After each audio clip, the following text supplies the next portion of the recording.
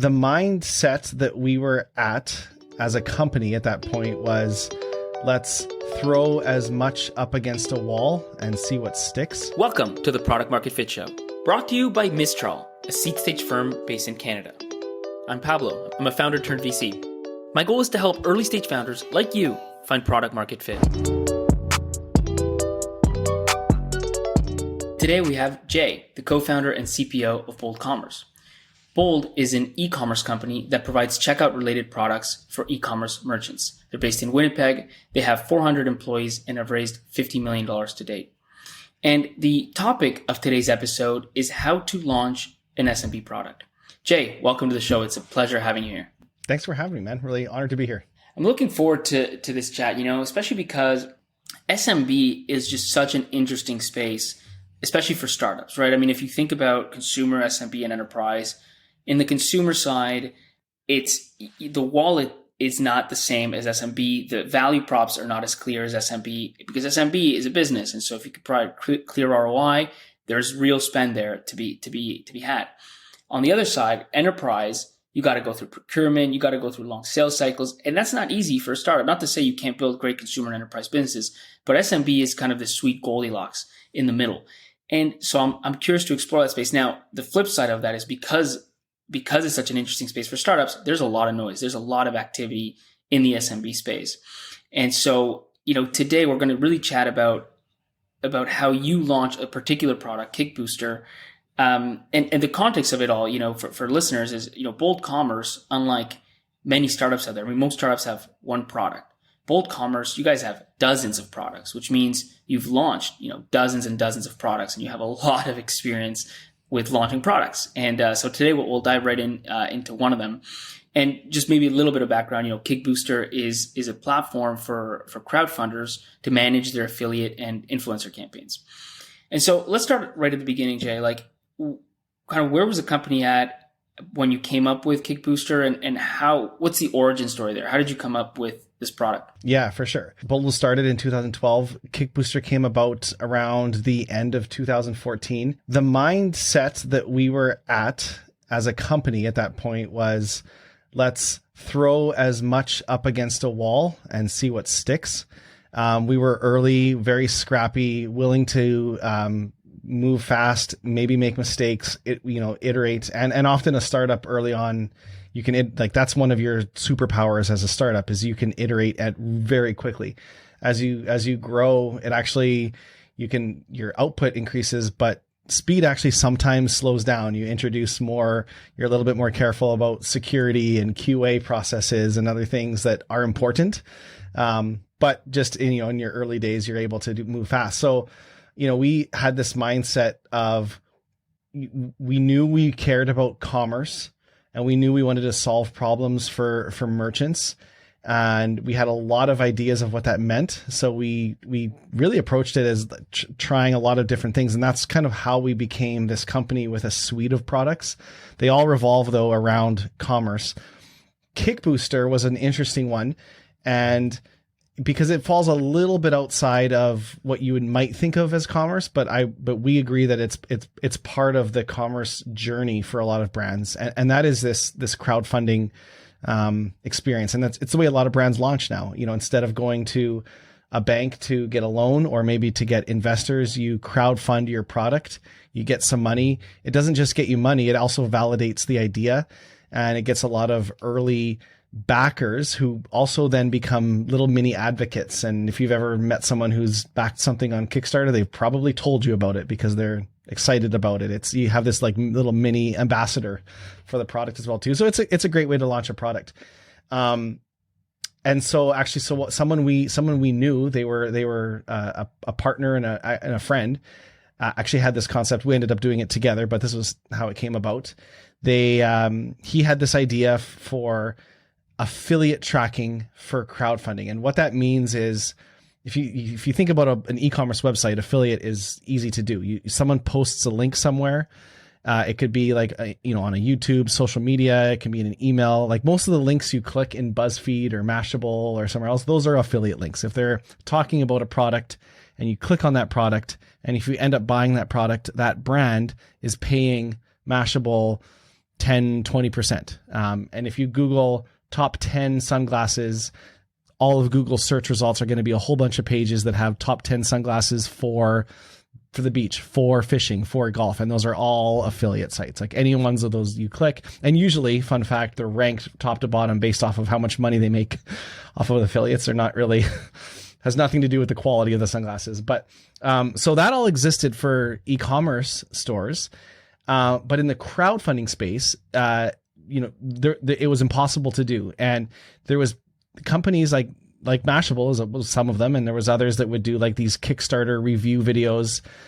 You'd see them on social media, you'd see them on YouTube. People would get the product or the prototype early and do video reviews on it, and they would link people to the campaign, and the creators could pay that person like a one-time fee, but there was no way to actually track if someone clicked, went to Kickstarter, and pledged, And why not? Is it because it's because the purchase happened on a third party Kickstarter or Indiegogo website? Is that the challenge in tracking, or what was the issue? Yeah, just from a technical standpoint, the issue is and still is that you're as a campaign creator, you create this campaign on Kickstarter. You put your video, your description, what it is, you create your pledge amounts, and then you backers, people who pledge to you, they go through the Kickstarter checkout and they pledge to it, and it all happens on Kickstarter.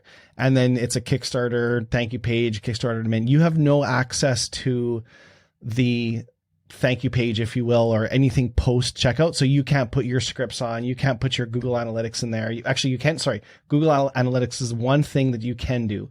But you couldn't put any custom code through the checkout or after. So affiliate software usually has you put some code either on the checkout before, during, and after the checkout so that you can attribute a link click to an actual purchase. And that's how then campaign owners pay them out. But you couldn't do that with crowdfunding. The way we actually ended up doing it was through Google Analytics. And Google Analytics has the ability to track to the point that you can narrow down. If we, at the end of a campaign, got an export of all the backers, we could connect it with Google Analytics, sync it up, and it involved a bunch of processes, but we could then match clicks to people that actually backed it. And it was actually a bit of a manual process. Here's the part I think that was key, though. It was the person that came to us. His name is Scott. He was a partner, but he had this idea of using Google Analytics and a couple other tools. He was using Zapier for different pieces to connect, and you push to Google Sheets and connect to Google Analytics. He pieced it together in his head, and he did it, and he tested it, and it worked. And then he built this landing page, and he called the company kickbooster.me, and built a landing page and explained that you could do affiliate tracking for crowdfunding, and he would manually set it up for people. And then he had a form where people could pay $300 to get access to the setup. It wasn't software at the time even. It was just piecing together a bunch of pre-existing tools that he would manually set up, and then a brand could track. And so he created this landing page, kind of put it out in the crowdfunding community. There's Facebook groups, wherever. He ended up selling just over $10,000 worth of people taking out their credit card and paying, saying, yes, I want this service. But then he actually wasn't, that would have taken him, he wouldn't have had the time or the manpower to set them all up individually. He was thinking he was going to sell a few of them. So then he approached us and he said, hey, I have this idea, but I want to turn it into software that can do it. I don't want to manually do all this. Let's turn this into software that automates all of this. And always like the first thing we think is like market validation, and are people willing to pay for it? And he did the most perfect thing. Is he actually got people to take out their credit card and pay for something, because the ultimate vote, all your friends, if you have an idea, will tell you that's a good idea. Maybe one or two friends might be honest with you, but the ultimate vote is if you have an idea and you say to your friend, hey, I've got this idea for your business. And if your friend says, oh, that's a great idea, the next thing you should say is, great, give me your credit card. Do you want to be my first customer? Exactly. And your friend Yeah, and your friend will say, "Oh, well, it's not that good of an idea. I'm not going to give you my credit card, but you just said it was a good idea." And that's often the case, is we want to tell people it's a good idea, but the credit card is the ultimate vote. So he did the ultimate thing in collecting payment before he actually even had a product. So he ended up refunding everybody. He lost $300 because he had to pay the credit card processing fee of refunding. But arguably maybe the best $300 he ever spent to validate the idea. We ended up building the product, brought it to market, and it's done very well, but it was perfectly validated through the people willing to take out their credit card and pay. And then once the software was there, people happily paid for it. Right. Okay. So let me ask you a few kind of clarifying questions. The first thing is when Scott, right? So is Scott working at Bold, or is he just like a friend doing his own thing on the side at that time? Well, he's a partner with Kickbooster. Yep. Yeah. At that time, he was an employee of Bold, though, when he kind of came up with. No, sorry, no, he wasn't. No, he wasn't an employee at Bold. He was a friend that we knew, came to us with this idea. So, and this is an interesting thing maybe worth touching on. We had a very strong development team at Bold, and we often had people coming to us in the startup community saying, "Hey, do you want to invest in my startup?" And we would often ask, like, well, what do you really need? What's the money for? And 9 out of 10 times it's to hire developers to build it.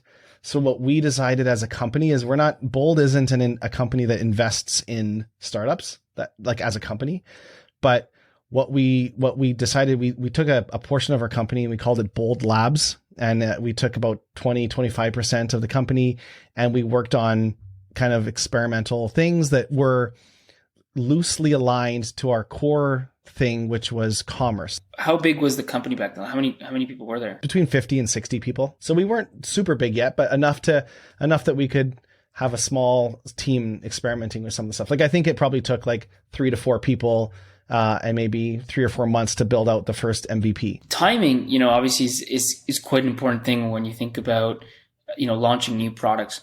Where can you remember, this was 2015, right? 2014, 2015. Is that right? Yeah. I'm trying to remember the exact launch date, but it was probably early 2015. Okay. So if I, cause Kickstarter at that point, I mean, now everybody knows Kickstarter. I think they did back then, but it was kind of having its glory days, right? Like, it was like Pebble launches with like $15 million. Like, that was the timing. And were you at Bold, like when he came to you with this crowdfunding idea, did that fit into a bigger thing? Like, were you guys already thinking or looking at crowdfunding at all? Or he kind of opened your eyes to the crowdfunding space and how it tied into e-commerce? Yeah, we weren't thinking about crowdfunding. Like, we all knew what crowdfunding was. There's a whole bunch of people, and we actually got all of our staff one year a whole bunch of Pebbles. So the watches, I still have one. But we're very aware of crowdfunding, but we didn't think that it fit into the bigger picture. But crowdfunding is actually really interesting, specifically with Kickstarter, is taking a bit of a step back. As a crowdfunder, usually what you do, if you do it right, you start with a landing page. If you have an idea for a product, before you even launch your crowdfunding campaign, you have like a teaser landing page, and you make a video, or you talk about like whatever the product is you're going to solve. And you maybe make like a silhouette video and get people excited. And then you run some ads, you get some influencers, and you promote this landing page. There's various ways you can promote it, but you get people to enter their email address to be early, to get early bird access. Like, you're going to have only 500 early bird spots on your Kickstarter page. So you get like 10,000 email addresses. Then when your crowdfunding campaign goes live on Kickstarter, you have a list of 10,000 people to email who are probably going to back. And then what that does is, once it gets backed, if you reach your goal quickly, it ranks high in Kickstarter, which means you're going to start getting more backings, and you kind of get in the hot and trending, and it's kind of like a snowball effect. Remember, Kickstarter is not a e-commerce platform. They're very clear in saying, like, when you back something, you're pledging to it, you're supporting it. You're not guaranteed a product. And sometimes you don't get a product because things fall through, and it's a prototype. You have to have a working prototype, but really that's the requirement. And so when it's done, so if I back let's just say I back like the world's lightest hoodie, for example, I don't know, and that now when it's done, the campaign owner gets a CSV of everybody who backed it, their names, and and the backing amount, like which you can pledge at different amounts. And really that's it. You as a campaign owner now have to collect a whole bunch of information. If you just want to ship the hoodie and you'd have no options, and the hoodie actually you got different sizes, but you can't select sizes when you're backing it. You just say, I'm backing the world's. So you got to collect sizes. Maybe you have different colors. You got addresses. Now, smart campaign owners, they always have this, maybe you want to now upsell the world's lightest toque and gloves and socks made out of the same material sold to it. But there's no way to do that in Kickstarter. So we also built out what's called a pledge manager. And it's essentially to now so if you have a successful campaign and 10,000 people backed your campaign and you're selling this hoodie, it can trigger an email that goes to all those people saying, good news, the campaign goal was reached. We are going to start shipping the hoodie soon, but we need to collect some information from you. It goes to a kind of a sales flow that says, okay, first step, let's select what size of hoodie you want. Extra large, great. Do you want to add another hoodie for 25% off? You can get it for a friend, so you can add another one. While you're at it, do you want to add the matching gloves, toque, or whatever else? Do you want to add whatever? Do you want to add like you can upsell all the way through and then charge for the extra add-ons? And so we manage all of that as well to post. And then what a lot of brands do is they end up having an e-commerce store. So Kickbooster is also just a true affiliate app for e-commerce. So now if you take your e-commerce store, you can use Kickbooster just on e-commerce to track like your influencer marketing and everything else. But what's really cool is you can keep all of your links and your people that were affiliates through crowdfunding so that when you launch your store, you can kind of turn them all into affiliates for your store. And one of the things I want to touch on there is driving traffic, right? Like that, oftentimes founders will be like, yeah, like I'll put up a landing page, but like that's the easy part, right? How do I get people to go there and actually, especially like if you're not just taking emails, right? And you actually want them to pay. Scott had already done some of this, but I assume at some point you kind of took over the landing page and started working with Scott on, driving traffic to it. How did you do that, right? Like how do you do that? Just, in general, but how did you do it with Kickbooster? Where did you get traffic from and how did you move it over to that site? Yeah. The thing that's important early on for any software app company is your first 10 customers. Think of them as your marketing channel. And so it can be 10, it can be your first 100. I don't think you need to draw a line, but your first early customers, you should stay as close as possible to them, understand their, like, from a product standpoint, you want to be close to them to understand product and like, how can you improve it? How can you iterate? How can you make it better? But from a marketing standpoint, you want them to have an amazing experience, even if the product isn't perfect, that you're communicating, you're working with them, you're letting them know like what's up, what's being iterated, what's changed, what's the next version, just really being involved. Sometimes I download an app or some software that's I would classify they're in the startup stage, and like there's no onboarding, there's no one reaching out, there's no support, I'm directed to like a help article on everything.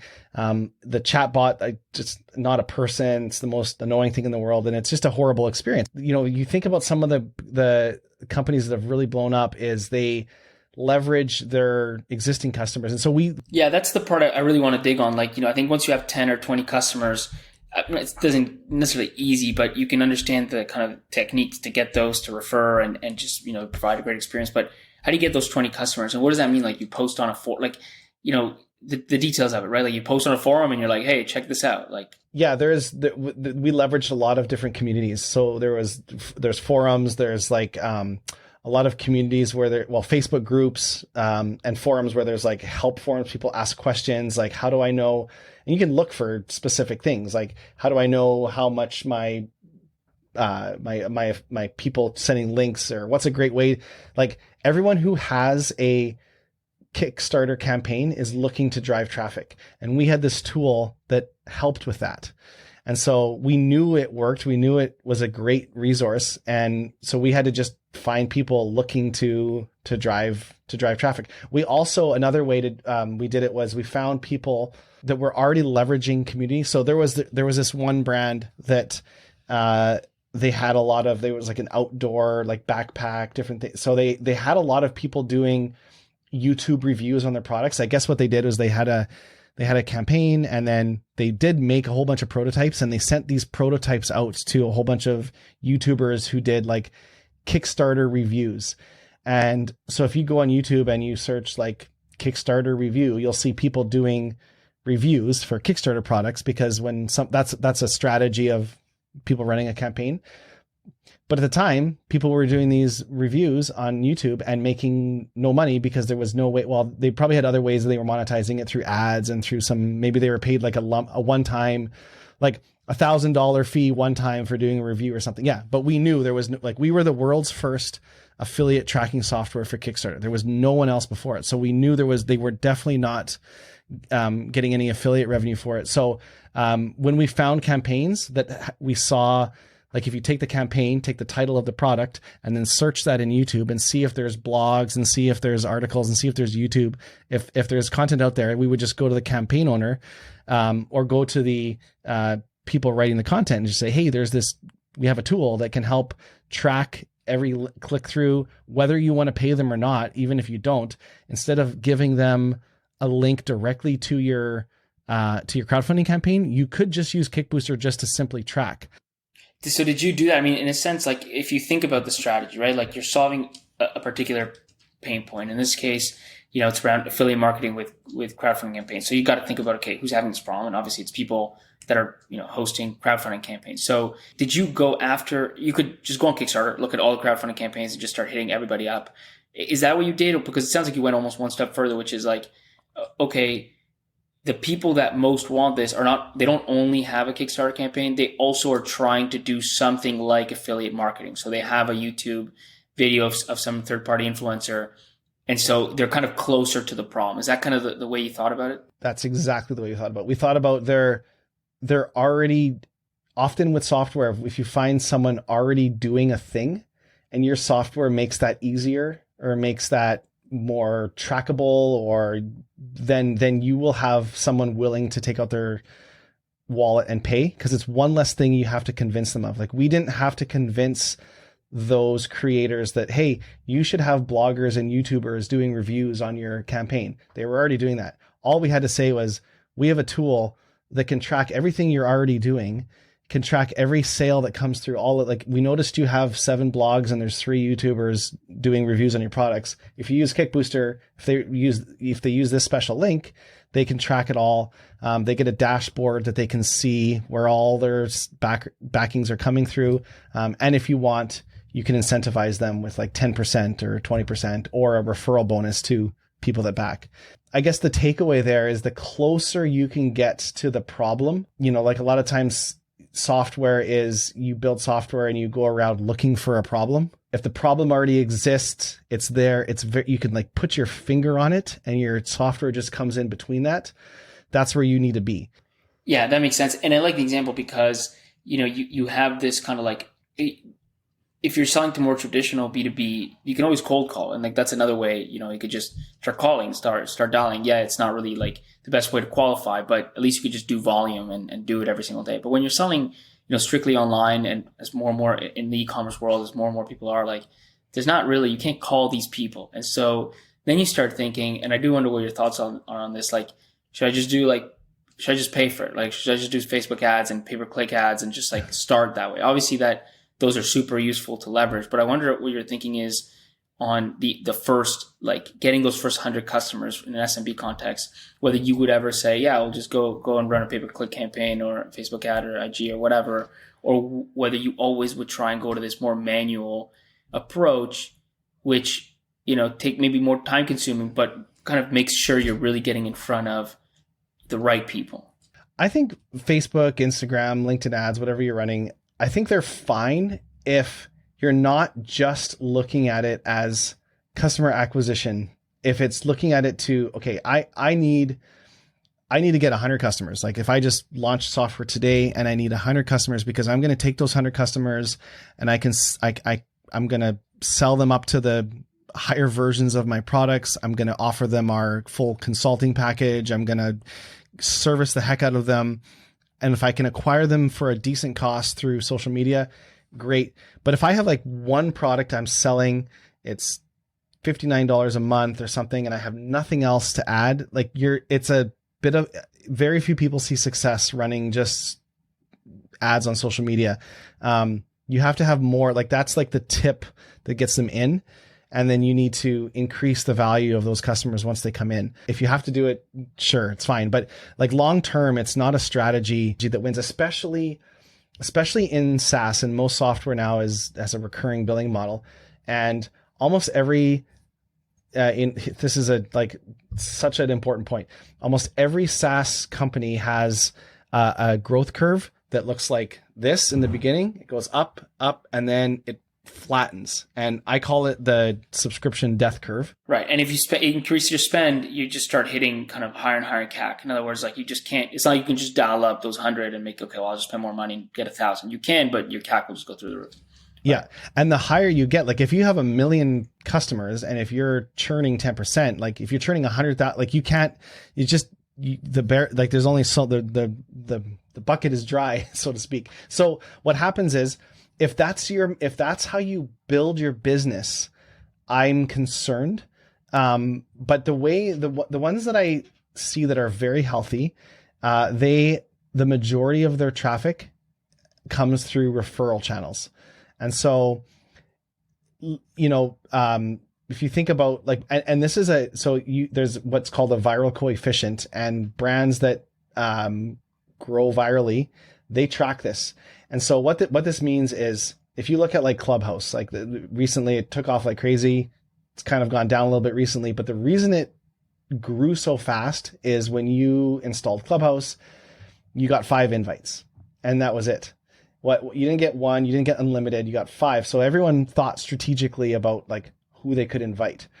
So I'm a big proponent of, if I install your software or like anything related to subscription billing, if I install it and if I get like 3 invites, that I can invite someone and they will get like a month for free, like something very, very lucrative. Not just like most software you install, there's a link, it's like share with a friend and they get 5% off. And it's just like a generic link and I can share it with as many people. Like I'm not going to go post that on my Facebook. Hey, everyone, click this link and get the software. That just doesn't happen. And I hone in on this because at the end of the day, everybody can get a product built one way or another, right? And it's the easy, like I think about, starting a startup and what are the hard parts and the easy parts, and coming up sounds like you just have the epiphany, right? But the whole process of customer discovery and really nailing a kind of top number 1, number 2 priority value prop is really, really hard. And then from there to like having a product built is actually like the easy part. Just time in, you're going to get it. And then the other hard part is go to market, right? Which is, how are you really going to get out there in an efficient way? And these are the sort of things we're talking about. And a lot of times that's, if I just think from as a VC, like I get these pitch decks, right? It's like, go to market. Oh, Facebook ads, right? It's like, okay, fine. But it has to be more thought through than that. And that's where these manual ways and the strategy is, who's got the pain point? Where are they? How can you get the closest to that person, right? To the person who not only has like part of the pain point for the full pain point, and what, if they have the full pain point, what would they be doing? And that's the way to think about and find them, right? And then get in front of them and solicit them kind of manually, hand-to-hand combat. But it's more effective. You build deeper relationships, and you probably learn more, I would have to assume, in those conversations where somebody says, because they'll say no, or they'll say yes, and there'll be maybe some qualitative answers around it, and you'll see, oh, okay, it doesn't work for these sort of crowdfunding campaigns. It works better for these because 10 people said X, Y, Z or something like that, which you don't get on pay-per-click or anything that's too at scale. I've seen recently a few software launches of where they find the ideal customer, and they're a decent, recognizable brand, and they bring them in with some equity early on. And I've seen this happen now a couple times, and it works really well. And they bring them on to help with the product roadmap, but then also they are the early advocates. They're the early case studies. They're part of the press release that they have like some big names early on, and bringing in a couple customers. And this depends, of course, on the industry. If your customer is a stay-at-home person, like maybe there isn't a recognized, but there still could be, of course, right? There could be. I guess everyone's a stay-at-home person right now. But if they're tied to a recognizable brand, like if you can bring in someone who's recognizable in that space, So like if you're making software for horseback riding, find the like 3 very recognizable people, tell them what you're doing, ask them for their ideas, and potentially offer them some equity for nothing. But to have them on early as advisors and part of the go-to-market, that can be a big growth hack. Now, I have to ask this question because a lot of people, first-time founders really early on, one of the things you mentioned is, when Kickbooster happened, you guys did have 50, 60 people. That's still a meaningful organization from a, first-time founder perspective, ideas, pre-seed. How much budget did you allocate to this? Take dev aside, like building is building, but how much budget did you allocate to Kickbooster, more or less, early on? Developer salaries? No, aside? Take developers aside, like basically really marketing, like how much, was allocated to it or would have been. I bet you honestly less than like 20 or 30,000. Like me, I don't even think that much, to be honest. It was, we needed a really strong site product. And then our strategy was to like infiltrate, and Scott was very involved in the crowdfunding community. He was active in all the like the forums and the groups and Reddit threads, and he was so he that's really, really important, having that person. And then we needed the product and the material and site to support what he was doing. And did you ever stop that? Did you ever stop because he put it out and he got way too much, like too many orders. Then he came to you, you started building. Did you ever stop, or did you just keep taking orders? He refunded everybody, right? So I guess at some point you paused it, or how did you do it? And I think this is an important thing that we've learned over the years at Bold is you can do things that make money that don't build your business. And so we could have done this. We could have actually forget software. We could have just kept this thing up. We could have charged $500 or $1,000, hired a team and manually set this up for everyone. And we would have had this like agency that would have been manually doing this, and it probably would have made profitable, but we didn't create value, like intellectual property that we had. I remember one day sitting around with like the 4 of us, our founders, and I said, like, we could take our whole software team and we could mow grass all day, and someone could pay us $100 an hour, and maybe we're paying our software developers $50 an hour. Why don't we do that? And it was super clear. Like I remember everyone saying like, well, because we're not a grass mowing company. And I'm like, well, yeah, that's why we don't. But it was hard. Sometimes the line gets a little bit blurred when it's still software, it's still development, but you have to know what increases the long-term value of the company and what doesn't. How did that kind of real launch go? How quickly did you get to, some meaningful number of customers and meaningful revenue? It was slow. Like it was one by one. It was like we would get one Kickstarter campaign, they would use it, and then another one a couple days later. But every campaign that used it, we asked them if they would put this kind of like banner on their campaign that said, I can't remember exactly the wording, but it's something like powered by Kickbooster. And so that actually, when some of these campaigns started doing well and people saw that, they would click on it and learn about Kickbooster. So that helped. It's a flywheel. Like it's the first push is hard. The next push is still really hard, but a little tiny bit easier. Like that's even though Scott was able to get those $10,000 worth of orders, it still took a while. You almost would think if that's the case, then when you launch it kind of for real, it's just going to explode off the bat. It still took a while. Yeah. Like, I don't remember the exact numbers of like how many came in and how fast, but I just remember it being slow, and it was like each one was kind of like a little celebration. Okay, well, we got another one. And then it starts to build over time. And now, like, can you give me a sense of how big Kickbooster has gotten? It's the number one tool for crowdfunding, affiliate tracking. Oh, you know what? I don't see if I have some of the stats. You know what? Like it's crazy numbers. I don't know if we have them on the site or not, but it's like hundreds of millions of backings have gone through a Kickbooster link. So like we've directed I don't know the exact number off the top of my head, but it's very, very substantial. Thousands of campaigns, I assume. Yes. And it's gotten to the point where, so the money comes through us and we pay out affiliates, and it's not uncommon for us to be sending automatic payments to Mashable for $50,000 for a campaign. Like, it just, so that $50,000 is 10% of what they actually sent. Gizmo. Sure. No, that's super helpful.